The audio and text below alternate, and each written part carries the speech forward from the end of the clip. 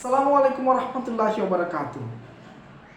যেটা সবাই ভয় ছিল সেটাই যেন হলো। যেখানে বাঘের ভয় সেখানেই নাকি রাত হয়। বাংলাদেশ দল এবার বিধ্বস্ত হলো জিম্বাবুয়ের কাছে। জিম্বাবুয়ের কাছে ৮ উইকেটের বিশাল পরাজয় বাংলাদেশে। কি একটা যাচ্ছে তাই অবস্থা বাংলাদেশ ক্রিকেট দলে। এখন আপনারা বলতে পারেন যে গত 4টা ম্যাচ তো বাংলাদেশ ঠিকই জিম্বাবুয়ের সাথে জিতেছে, পঞ্চমটা হারলে সমস্যা কি? আচ্ছা, গত 4টা ম্যাচ কি বাংলাদেশ কি হেসে গেলে জিতেছে জিম্বাবুয়ের সাথে? বাংলাদেশ আর জিম্বাবুয়ে ক্রিকেট দল কি সেই 10 বছর 15 বছর আগে যেরকমটা ছিল এখন কি সেরকমটা আছে? একটুও নেই। যেখানে দেখেন ওয়ার্ল্ড কাপে পাপুয়া গিনির মতো দল কোয়ালিফাই করেছে, যুক্তরাষ্ট্রের মতো দল ওয়ার্ল্ড কাপ টি-20 ওয়ার্ল্ড কাপে কোয়ালিফাই করেছে, জিম্বাবুয়ে সেখানে নেই। তাহলে চিন্তা করতে পারেন না জিম্বাবুয়ের ক্রিকেটটা কতটা পিছিয়ে গেছে, মানে কত ধাপ নিচে নেমে গেছে জিম্বাবুয়ের ক্রিকেট। সিকান্দার রাজা আর মুজা রব্বানি ছাড়া জিম্বাবুয়ে দলে কি বলার মতো কোনো ভালো প্লেয়ার আছে? এখন এই ক্যাম্বেল নামে একটা ভালো প্লেয়ার বের হয়েছে, তো মানে 7টা 8টা প্লেয়ারই তাদের মানে আনারি প্লেয়ারই বলা যায়।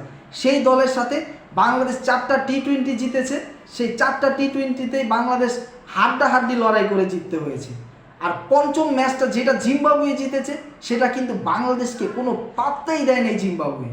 সিকান্দার রাজা একাই যেন 100, মানে সিকান্দার রাজা সেই মানে অধিনায়কের মতো একটা ইনিংস খেলেছে। আর বাংলাদেশ দলে এখন তো খেলা দেখলে মনে হয় সব দায়িত্বই যেন সাকিব আল হাসানের, সব দায়িত্বই যেন মাহমুদুল্লাহ রিয়াদের, মানে ঘুরে ফিরে ওই তারাই পারফরমেন্স করছে। আর ওই যে গত ম্যাচের পারফরমেন্সের কথা আপনারা বলতে পারেন যে তামিম তো ভালো খেলেছে, সৌম্য তো ভালো খেলেছে, এই ম্যাচে কী করলো? ঘুরা ফিরা তো ওই সাকিব আল হাসানই 4 ওভারে মাত্র 9 রান দিয়ে 1টি উইকেট পেয়েছে, মাহমুদুল্লাহ রিয়াদ অর্ধশত রান করেছে, তাহলে বাকিরা কী করলো? সেই ঘুরা ফিরে একই সমস্যা। এখানে দেখা যায় জিম্বাবুয়ের সাথেই মনে করেন বাংলাদেশ দলের এই অবস্থা, 140-50-এর বেশি করতে পারে না স্পোর্টিং উইকেটে। সেখানে মানে টি-20 ওয়ার্ল্ড কাপে যে মানে বাংলাদেশ যে বড় বড় টিমের সাথে যে কি করবে সেটা আসলে মানে চিন্তা করলে মাথা ঘুরায়, তাই চিন্তাই না করাই ভালো, অসুস্থ হয়ে যাওয়ার সম্ভাবনা থাকে। তো আশা করি বাংলাদেশ ক্রিকেট এখান থেকে ওভারকাম করবে আর ভবিষ্যতে ভালো ক্রিকেট খেলবে, এবং সাকিব আর মাহমুদুল্লাহ ছাড়াও বাকি সবারও জুনিয়র প্লেয়ারদেরও দলের দায়িত্ব নিয়ে অবশ্যই তাদেরকে খেলতে হবে, তবেই বাংলাদেশ ক্রিকেটে সফলতা আসবে বলে আমরা মনে করি। আজকের ভিডিও এই পর্যন্তই, আশা করি পরের ভিডিওতে আবারও আপনাদের সাথে দেখা হবে, কথা হবে। আল্লাহ আপনাদের সবসময় ভালো রাখুক, সুস্থ রাখুক। আসসালামু আলাইকুম রহমতুল্লাহি ওয়া বারাকাতুহু।